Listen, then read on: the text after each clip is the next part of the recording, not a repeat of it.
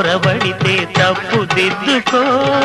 ఒకరినొకరు తెలుసుకొని ఒడిదుడుకులు తట్టుకొని, ఒకరినొకరు తెలుసుకొని ఒడిదుడుకులు తట్టుకొని, మసకేయని పున్నమిలా మనికి నింపుకో.